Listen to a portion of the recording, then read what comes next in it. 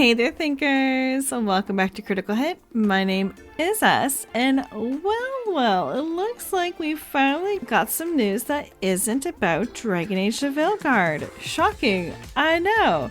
Now, this time, it is Assassin's Creed Shadows stealing the spotlight again. However, with executive producer Mark Alexis Cote dropping the groundbreaking revelation that video games can change the world by changing people.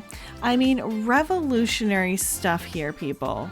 Now, why does this matter? Because we've been saying forever that these people are using games as their little soapboxes for social engineering. But they always swear up and down that no, that's not what we're doing. You're imagining things. And then boom, the mask slips off and they straight up tell you their master plan. So here we are with Cote proudly confirming what everyone with 2 brain cells already suspected. Now combine that with Ubisoft's random insertion of 2B into Rainbow Six Siege, because nothing screams tactical realism quite like a guest character, right? And it all starts to make sense. They're not even trying to hide it anymore. Like, modern gaming is about preaching to the audience, and Cote just handed us the damn playbook. However, I have a few things to say here, but before I do, we have a small request. If you're new here, consider hitting that subscribe button, smashing that like, and ring the bell to be notified for our next video. We would greatly appreciate this, since this will help us appease those YouTube algorithm gods. So we thank you. Now let me give you our thoughts on this, and let's get into this article from Fandom Pulse. This is clear as day to anyone with half a brain. So here's the deal. When a company runs on ideology instead of common sense and hires people under DEI policies who are more about activism than actual skills, like, what did you expect? Of course they're going to turn out this kind of nonsense. Like, Ubisoft isn't just making games, they're pushing something, and that something seems to come with a heaping pile of agenda, whether it's about LGBTQ plus topics or something else entirely. So let's not pretend this hasn't become their go-to routine. So this guy, Mark Alexis Cote, Ubisoft's executive producer for the Assassin's Creed franchise, has decided that video games aren't just about escapism or entertainment anymore. They're about changing the world by changing people, because of course. What better way to revolutionize society than by playing a game where you can parkour across rooftops, right? Because apparently this is the philosophy Ubisoft is all in on, with the belief that if they shove enough social change into our faces through their games, we'll eventually start loving it. Why? Because forcing people to engage with ideas they didn't ask for is apparently the new fun. And just to make sure that no one misses the memo, they've got some powerful backers like Larry Fink over at BlackRock, who share the same grand vision. So forget about being immersed in a cool historical setting or epic gameplay. Ubisoft and their investors think it's their job to normalize their chosen message through constant repetition. So who cares if players just want to have fun or enjoy a good story?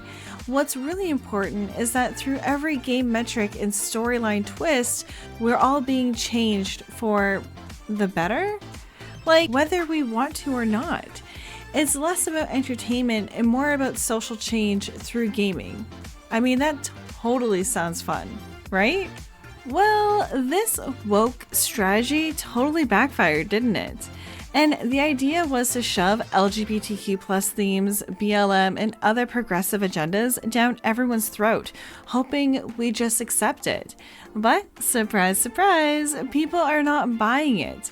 And Cote shared in a keynote interview at XDS24 that Ubisoft CEO Yves Guillemot always asks, "What will players learn?" Cote explained that this stems from the belief that video games can change the world by changing people, giving them something to think about while having fun. He added, "If you can change one person, you can change the world." So he said here, I have the chance to have what I call an evergreen franchise. And it's a great honor to be able to steward that because the playground that I have in front of me is the entirety of humanity's history. It's so diverse and it can be inclusive. We can tell different stories that have a pull for different people in different parts of the world, and we're not stuck telling the same story over and over again with the same heroes. Each time you pick up an Assassin's Creed game, I want you to learn something new, which is very important, but to discover another part of the world, another part of our shared history. And that's what I like about Assassin's Creed, because it can always feel fresh, because each game that you play, it's both a plus and a minus, because each time you can start fresh. But there's a risk to starting fresh every time. You need to be pulling these protagonists so that they're engaging, so that people can relate to them. I mean, yeah, sure. However, the implementation has brought us to making Yasuke the central figure in a Japan-set story. I mean, it's really starting to feel more like a political agenda than a burst of creativity. Besides, this decision completely ignores fans who actually care about authenticity and historical accuracy in their games. Like, take Yasuke for example.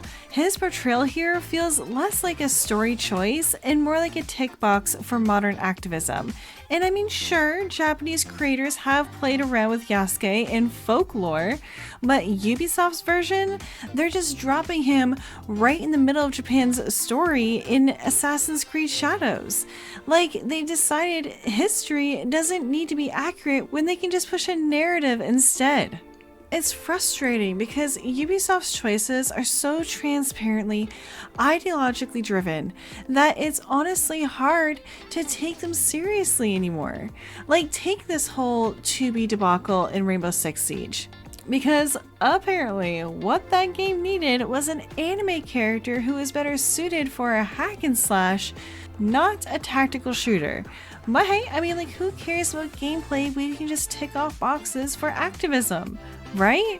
Like, this whole prioritizing social justice over quality thing has gotten old, and Assassin's Creed Shadows is just going to be another painful reminder of that. It's like watching a company desperately doubling down on bad decisions while their entire fan base cringes in unison. Like, at this point, it's no longer a question of whether they'll screw up, it's more about how many ways they can manage to ruin a franchise that used to have so much promise. However, those are my thoughts on this. Let me know your thoughts down in the comments below. And hey, before you go, subscribe to our channel, smash that like button, and ring the bell to be notified for our next video. As always, this is Est, and I'm signing off now. So I'll see you in the next one. Toodles!